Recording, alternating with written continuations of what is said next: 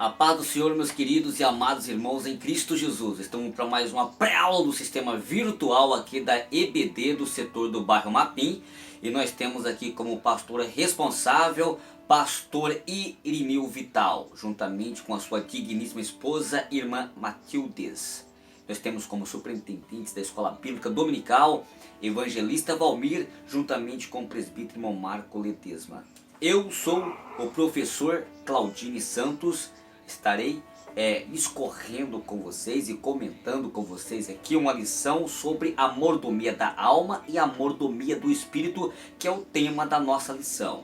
O textual nos diz assim: e o mesmo Deus de paz vos santifique em tudo, e tudo o vosso espírito, alma e corpo sejam plenamente conservados, irrepreensíveis, para a vinda de nosso Senhor Jesus Cristo. Está em 1 Tessalonicenses, no capítulo 5 e do verso 23.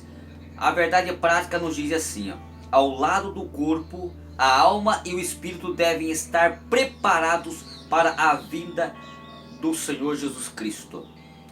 A leitura bíblica em classe está em Gálatas, no capítulo 5, do versículo 16, 22 ao 25. Também nós vamos encontrar outras, por base aqui também, algumas outras referências bíblicas. O livro de Deuteronômio, no capítulo 6.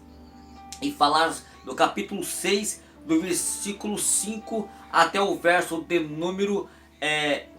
do capítulo 6 do versículo 1 em diante. E também o livro de Salmos de número 16 e do verso 10.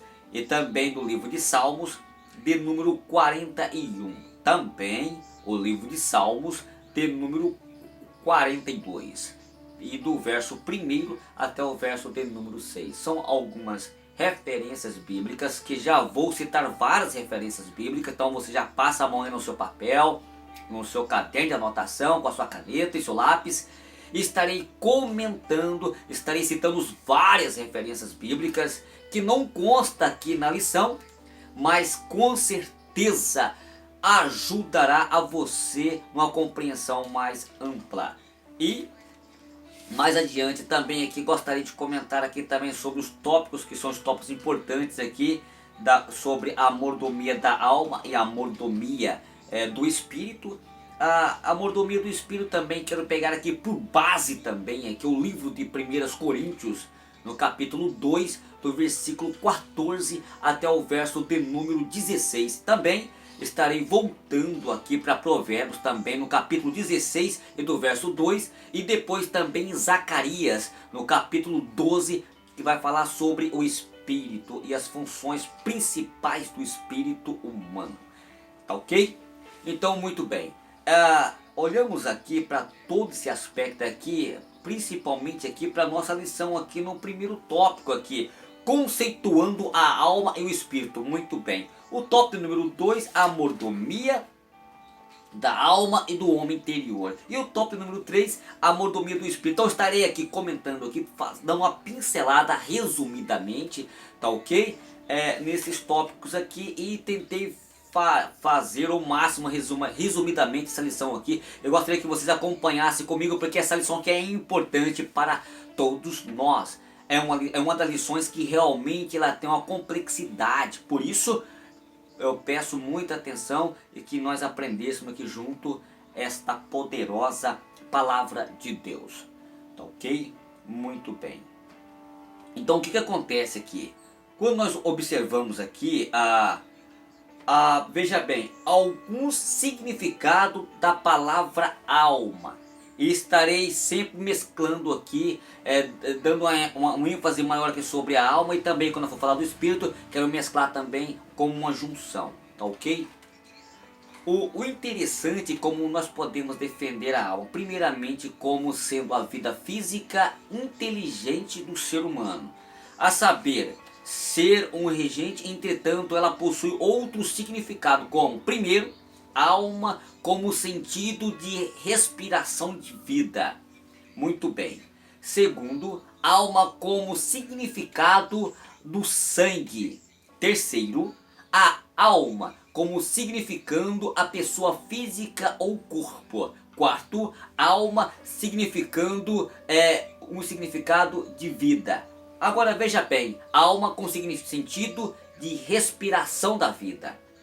Na hebraica do Antigo Testamento, a palavra nepesh, que é alma, ela significa respiração da vida, como está em Gênesis, no capítulo 1 do versículo 24, também no capítulo 2 do verso 7. Ou vida física, quando Raquel, esposa de Jacó, morreu, a Bíblia diz, ao sair-lhe a alma, que é nepesh, ou como está em Gênesis, no capítulo 35 do verso 18, subtende-se que se trata-se de uma vida física. Notemos que a alma do filho da viúva da Serepta voltou a ele, como está em 1 Reis, no capítulo 17, do versículo 21 ao 22 em diante.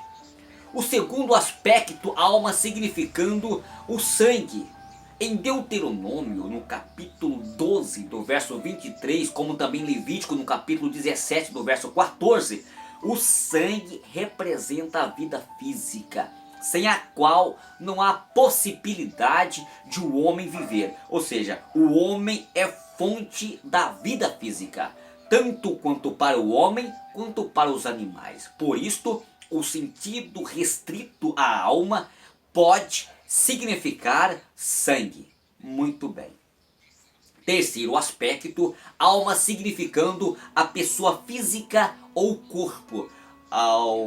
O texto nos indica que a alma como pessoa física, no sentido de que o corpo ele é o tabernáculo da alma. E que a alma utiliza o corpo para suas ações, como está em 2 Coríntios, no capítulo 5, do versículo 1 em diante, como também está em 2 Pedro, no capítulo 1, do versículo 13 ao 14. Agora veja bem, o quarto aspecto, alma significando o indivíduo. Isto é, a alma como personalidade, para dar distinção a cada pessoa. E no latim a palavra animus, ela significa um ser pensante, racional. Cada alma, ela distingue-se de outra pela a individualidade, como está em Romanos, no capítulo 13 e do versículo 1 em diante. Aqui nós vamos ver algum significado da alma. Muito bem. A administração da alma na vida física. Queridos e amados irmãos, agora veja bem que nós vamos observar aqui a sua administração da alma como persona. A alma não cessa de existir. Após a morte do corpo, a alma ela é a semelhança de Deus no homem, refere-se à parte imaterial composta de alma e de espírito, que é a parte material, que é o corpo, que foi criado, porém a parte imaterial ela foi entorgada através do sopro divino, tornando alma vivente. A parte imaterial se originou do homem mediante do ato da parte de Deus e não por um ato de criação, como está em Gênesis, no capítulo 2 do verso 7. As palavras de imagem e semelhança consistem principalmente nas características racionais e morais do homem. Não se trata de imagem e semelhança física, mas sim de espirituais, porque Deus é espírito, como está em João, no capítulo 4 e verso 24. A imagem moral intensa, essa capacidade entorcada por Deus aos homens para pensar, raciocinar e escolher, decidir livremente. Que coisa maravilhosa. Então nós vemos aqui a administração da alma como persona. Muito bem. A administração das faculdades da alma. Olha que coisa maravilhosa. A mordomia da personalidade abrange 3 faculdades principais da alma, que são o intelecto, vontade e sentimentos. Ou seja, a afetividades e as suas... Dentro desse aspecto eu gostaria de falar sobre a mordomia do intelecto. Dentro do intelecto, há a parte da alma humana que pensa, raciocina, decide, julga e conhece. Não devemos confundir cérebro, que é um órgão físico e palpável, com o intelecto. Diretamente ligado ao intelecto estão a imaginação, a memória, a razão, e esses valores eles precisam ser administrados pelo homem com zelo e temor de Deus. Caso contrário, torna-se agência de Satanás contra o reino de Deus. Aí veja bem aqui uma outra característica importante, que é a imaginação. Com ela o homem, ele idealiza e projeta. A Bíblia fala da geração corrompida dos dias de Noé, salientando que a sua imaginação era má perante aos olhos de Deus, como está em Gênesis no capítulo 6 do verso 5. Vivemos em um século onde a imaginação tem resultado em inventos fantásticos. Entretanto, queridos, não podemos fugir do fato de que a imaginação é também utilizada para o mal da sociedade. Isto é fato. Muito bem. Dentro de outras características vem a memória. Através dela o homem armazena no cérebro, ou seja, os fatos passados, presentes, e retém ideias e conhecimentos adquiridos. Ou seja, uma outra característica também é a razão. A razão, ela capacita o homem a pensar, julgar e compreender a relação entre as coisas distintas, do verdadeiro, falso, e do bem, do mal, do feio, do bonito, como está em Filipenses no capítulo 4 do versículo 8. Isto aqui é só sobre a mordomia do intelecto, mas a mordomia da vontade. Olha que coisa interessante. A vontade feita, ou a vontade não é a pessoa, ou seja, isso não age sozinha. Há sempre um poder superior sobre ela. Ela não é algo independente da personalidade humana. A vontade humana está interligada às outras faculdades da alma, como o sentimento e intelecto.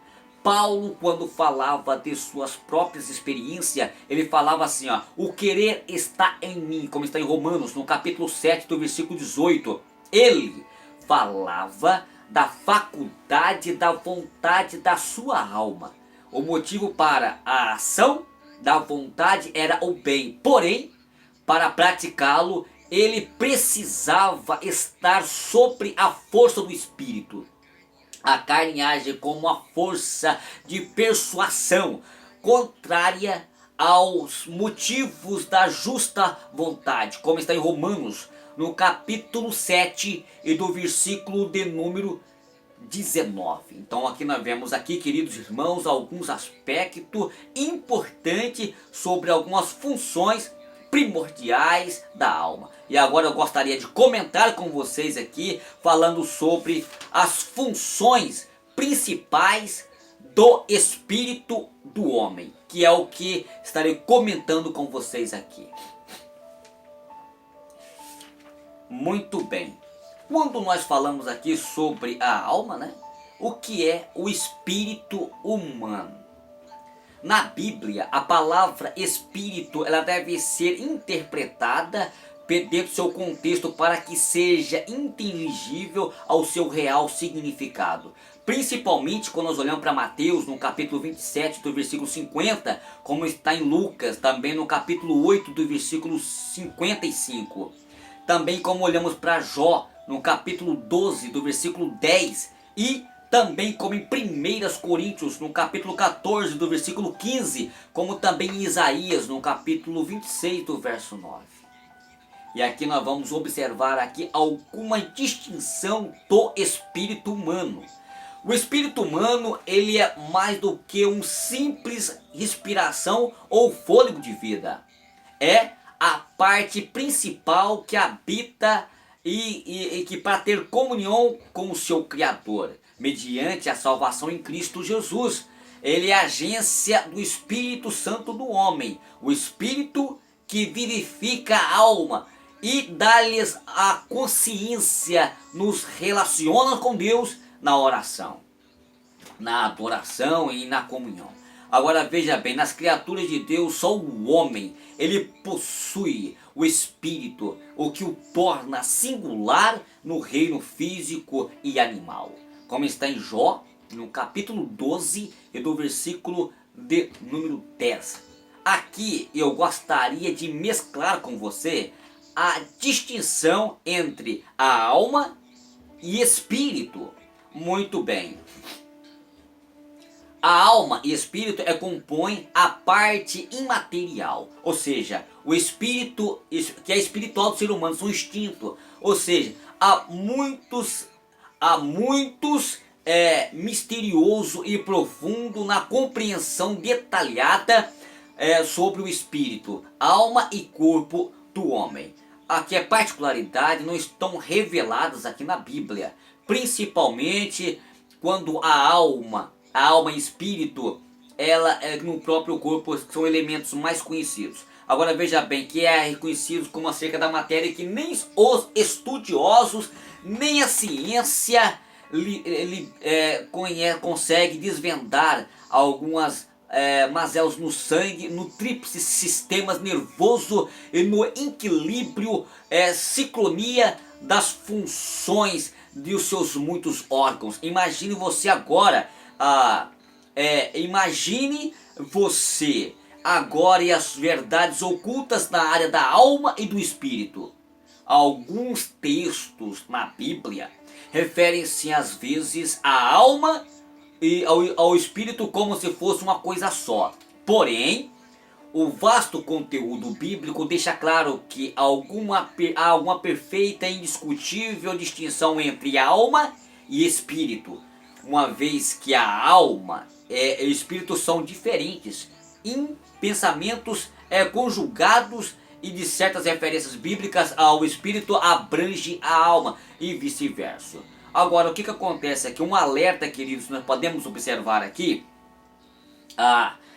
que toda esta conotações nós podemos observar aqui em Eclesiastes no capítulo 12 do verso 7, como também em Mateus no capítulo 10 do verso 28, como em Apocalipse no capítulo 6 do verso 9, em Hebreus também no capítulo 12 do verso 23, que são inúmeras referências bíblicas acerca deste assunto que eu estou comentando com vocês aqui, tá certo? Mas vamos lá. A composição tríplice do homem. O mesmo Deus de paz vos santifique em tudo, e tudo o vosso espírito, alma e corpo sejam plenamente conservados e irrepreensíveis para a vinda do nosso Senhor Jesus Cristo, como está em 1 Tessalonicenses, no capítulo 5 e do verso 23, que é a nossa textual. Uma outra escritura mostra também a mesma distinção de modo claro, porque a palavra de Deus ela é viva e ela é eficaz, e ela é mais penetrante do que qualquer espada alguma de dois gumes, e penetra até a divisão da alma e do espírito, e de juntas e também de medulas, e é apta para discernir os pensamentos e intenções do coração, como está em Hebreus no capítulo 4 do versículo de número 12. A palavra de Deus ela penetra até a divisão da parte imaterial do homem, e as quais são a alma e o espírito. Então há possibilidade dividida? Sim, porque a Bíblia nos diz isto, tá certo? Muito bem. E ainda aqui, para concluir aqui, queridos, quero concluir falando aqui sobre as faculdades do espírito humano, e terminarei aqui resumidamente aqui essa lição, tá ok? São duas faculdades essenciais do espírito humano: fé e consciência. Essas duas faculdades identificam a religiosidade do homem, isto é, o seu lado intermediário espiritual. Fé e consciência expressam-se a natureza moral e espiritual do homem, e demonstra a sua primazia de diferença na criação irracional. Pela alma, o homem ele revela a sua personalidade através dos sentimentos físicos, psicológicos, e pelo espírito o homem ele manifesta assim pelos sentidos espirituais o seu ser espiritual, como está em Hebreus no capítulo 5 do verso 14. Aqui nós vemos aqui então fé é uma qualidade do espírito com significado profunda e ampla. Ela envolve outras qualidades como adoração, esperança, referência em oração. A fé, ela é a expressão máxima da natureza religiosa do homem. Ela abre um caminho para a adoração a Deus, que é o Deus Criador. A fé, ela suaviza o futuro com a esperança. Daí o fato de que o homem tem a intrínseca em seu espírito a crença em Deus, que é chamada a fé natural. E nós temos que o fato de que esse tipo de fé, ela tem um sentido de crer em Deus, ao Criador, e dotou o ser humano de capacidade de crer, e não se trata aqui de fé salvadora, ou fé como fruto do Espírito, ou fé como um dom do Espírito. Trata-se de uma fé como crença inerente a Deus. Muito bem, eu falei aqui sobre fé. Existem vários tipos de fé: fé natural, fé salvífica e fé como o dom da fé. Muito bem, esse é outro caso que não quero me aprofundar aqui sobre fé, mas quero falar aqui sobre a consciência, que é outra faculdade do espírito do homem. A consciência, ela é a lei moral e espiritual gravada no espírito do ser humano, que age como juiz e que aprova ou desaprova o procedimento de uma pessoa, como está em Romanos, no capítulo 2, do versículo 15, como está em Eclesiastes, no capítulo 7, do verso 22, como está em 1 João, no capítulo 3, do verso 21, em Gênesis, no capítulo 42 e do verso 21. Faz anotações aí, tá ok? Muito bem. Na linguagem popular, a consciência é a voz de Deus no espírito do homem. É uma lei moral anterior escrita pelo Criador para nos manter um alerta e aprovar ou reprovar os nossos atos e atitudes consoante as nossas prévias convicções morais. Essas convicções, elas devem ser vir da palavra de Deus. Isto é o que nós podemos observar a respeito de algumas faculdades da alma e do espírito humano. Queridos, aqui é uma aula muito resumidamente, tá ok?